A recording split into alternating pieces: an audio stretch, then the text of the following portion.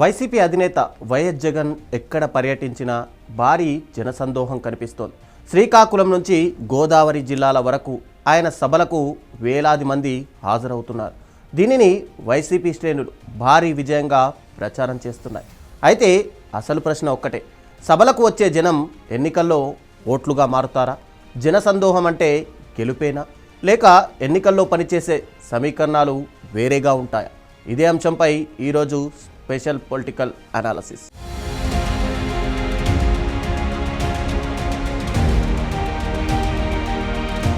గత కొద్ది నెలలుగా జగన్ వరుస జిల్లాల పర్యటనలు చేస్తున్నారు. శ్రీకాకుళం, తూర్పుగోదావరి, పశ్చిమ గోదావరి ఇలా ఎక్కడికి వెళ్ళినా వేలాది మంది సభలకు హాజరవుతున్నారు. వైసీపీ నాయకులు దీనిని ప్రజా మద్దతుగా చెబుతున్నారు. సభల్లో కనిపిస్తున్న ఉత్సాహం, నినాదాలు, యువత భాగస్వామ్యం పార్టీ శ్రేణులకు కొత్త ఉత్సాహాన్ని ఇస్తున్నాయని అంటున్నారు. అయితే రాజకీయాల్లో సభకు వచ్చిన ప్రతి వ్యక్తి ఓటు కూడా అదే పార్టీకి పడుతుంది అనే గ్యారంటీ ఉండదు. సభకు రావడం వేరు, పోలింగ్ బూత్ దాకా వెళ్ళి ఓటు వేయడం వేరు అని రాజకీయ పరిశీలకులు ఇక్కడ గుర్తు చేస్తున్నారు.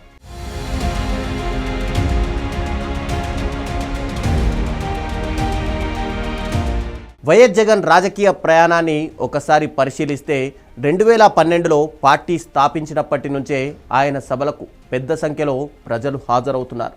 ఓదార్పు యాత్ర నుంచి ప్రజా సంకల్ప యాత్ర వరకు ప్రతిసారి భారీ జనసందోహమే కనిపిస్తోంది.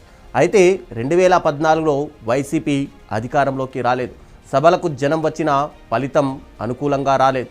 2019లో ఘన విజయం సాధించింది.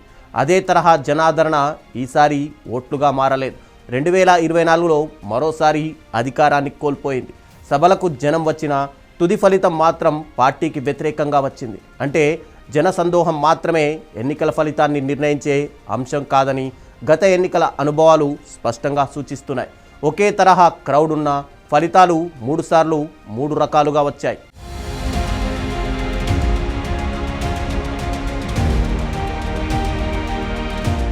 రాజకీయ విశ్లేషకుల అభిప్రాయం ప్రకారం ఎన్నికల్లో కేవలం సభలకు వచ్చే జనం కాకుండా అనేక అంశాలు ప్రభావం చూపుతాయి.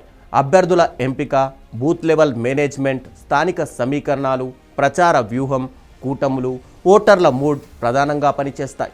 అభ్యర్థి ఎంపిక ఎంత సరైనదిగా ఉంటుంది, స్థానిక నాయకత్వం ఎంత బలంగా ఉంది, భూస్థాయి నిర్వహణ ఎంత పకడ్బందీగా జరిగింది, కూటముల ప్రభావం ఎంతవరకు పనిచేస్తుంది, ప్రచార వ్యూహం ఎంత ప్రభావవంతంగా ఉంటుంది, చివరికి ఓటింగ్ రోజు ఓటర్ల మనోభావం ఎలా ఉంటుంది, ఇవన్నీ కలిసే తుది ఫలితాన్ని నిర్ణయిస్తాయి.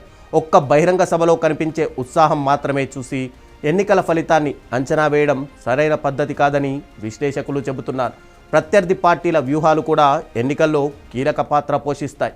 ముఖ్యంగా ఎన్నికల సమయంలో ప్రతి నియోజకవర్గంలో నిర్వహించే మైక్రో ప్లానింగ్, భూస్థాయి నిర్వహణ, స్థానిక సమీకరణాలు వంటి అంశాలు ఫలితాలను ప్రభావితం చేస్తాయని రాజకీయ పరిశీలకులు చెబుతుంటారు.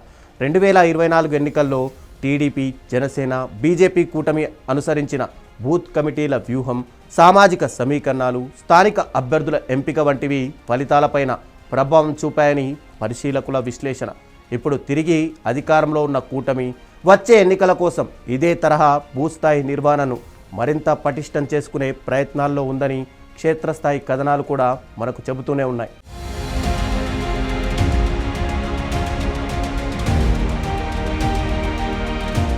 భూస్థాయి కమిటీలను బలోపేతం చేయడం, స్థానిక నాయకత్వాన్ని సమన్వయం చేయడం, అభ్యర్థుల ఎంపికలో జాగ్రత్తలు తీసుకోవడం, ప్రజల్లో ఉన్న సమస్యలను గుర్తించి పరిష్కార మార్గాలు చూపడం, ఇవి పార్టీకి కీలక అంశాలుగా మారే అవకాశం ఉంది. వైసీపీ ముందున్న ప్రధాన సవాళ్లు కూడా ఇవే అని విశ్లేషకులు భావిస్తున్నారు.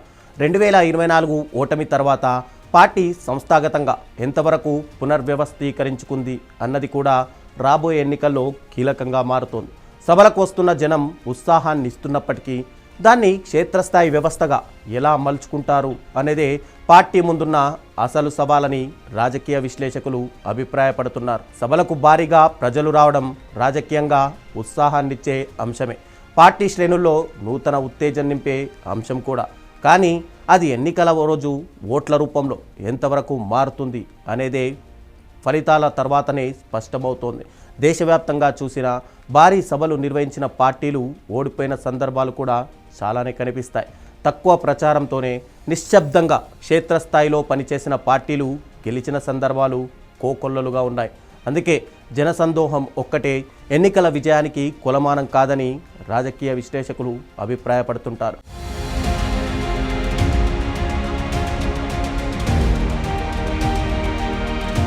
సభలు పార్టీ ఉత్సాహానికి సూచిక కావచ్చు, కానీ ఎన్నికల విజయానికి అదొక్కటే హామీ అయితే కాదు. మొత్తానికి జగన్ సభలకు వస్తున్న జనసందోహం వైసీపీకి ఉత్సాహాన్ని ఇస్తున్నప్పటికీ అది ఓట్లుగా మారుతుందా లేదా అన్నది ఇప్పుడే చెప్పడం సాధ్యం కాదు. ఎన్నికల వ్యూహం, సంస్థాగత బలం, అభ్యర్థుల ఎంపిక, స్థానిక రాజకీయ పరిస్థితులు, ప్రజల తుది నిర్ణయం, ఈ అన్ని అంశాల సమ్మేళనమే ఎన్నికల ఫలితాన్ని నిర్ణయిస్తోంది. అంతిమంగా ప్రజల తీర్పు ఎన్నికల రోజునే వెలువడుతోంది.